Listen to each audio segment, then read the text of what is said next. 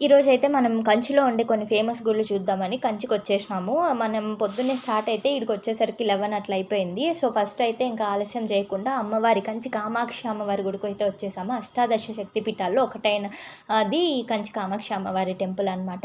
So, ఇక్కడికొచ్చి దర్శనం చేసుకునేసరికే మనకి 12:30 అయిపోయింది. ఇక్కడ గుళ్ళన్నీ ఏంటంటే పొద్దున అంటే మధ్యాహ్నం 12:30 వరకే ఓపెన్ ఉంటాయి. తర్వాత మళ్ళీ 4కి కొన్ని, 4:30కి కొన్ని అట్లా తెరుస్తారు. మధ్యాహ్నం ఏవి ఓపెన్ ఉండవు. ఇక్కడ అన్నదానం కూడా జరుగుతది గానీ 1 గంటకంతా క్లోజ్ అయిపోయిందనమాట. సో, ఇంకా మేము తెచ్చుకున్న ఫుడ్ అయితే తినేసాము. నెక్స్ట్ ఇంకా మనకి ఇంకో గుడికెళ్ళాలనుకున్నాం. కానీ ఇక్కడ దర్శనం అయ్యేసరికి మిగతా గుళ్ళన్నీ కూడా మూసేసినారు. ఇంకా కంచిలో మామూలుగా ఫేమస్ చెప్పేదేంటంటే బంగారు బల్లి, వెండి బల్లి ఉండే గుడి అనమాట. విష్ణు మూర్తిని దర్శనం చేసుకోవచ్చు అక్కడ. సో, మాకి టైం సరిపోలేదనమాట.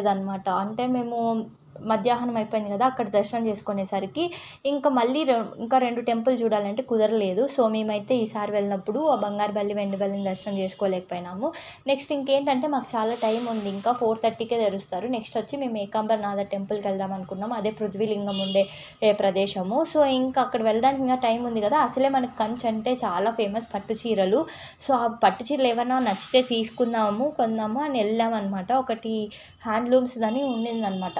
ఓకే. ప్రైజెస్ ఏమన్నా మన రేంజ్‌లో ఉంటాయేమో, ఓకే. బానే ఉంది. తక్కువలో ఉంటాయి కొనుక్కుందామని వెళ్తే అక్కడ ఒక్కొక్కటి చెప్పిన రేట్లు చూస్తే మేము షాక్ అయిపోయినాం. ఈవెన్ మామూలుగా ఉండే డ్రెస్ మెటీరియల్ కూడా వాళ్ళు 3000, 4000 చెప్తాండ్రు. ఆ రేట్ చూసినాక మా ఊర్లో వాళ్ళు ఒక్క డ్రెస్ మెటీరియల్‌కి ఇచ్చేది అంతా నాకు 4 డ్రెస్సులు రెడీమేడ్ వస్తాయి అనుకున్నా. వాళ్ళకి 4000 నేను డ్రెస్ మెటీరియల్‌కే ఇచ్చి కుట్టే వాళ్ళకి మళ్ళీ ఒక 1000 రూపాయలు ఇచ్చి 5000, 6000 అయిపోతది. అంటే నేను ఏదో పెడితే రెడీమేడ్ డ్రెస్‌లు నాకు 5, 6 వస్తాయి.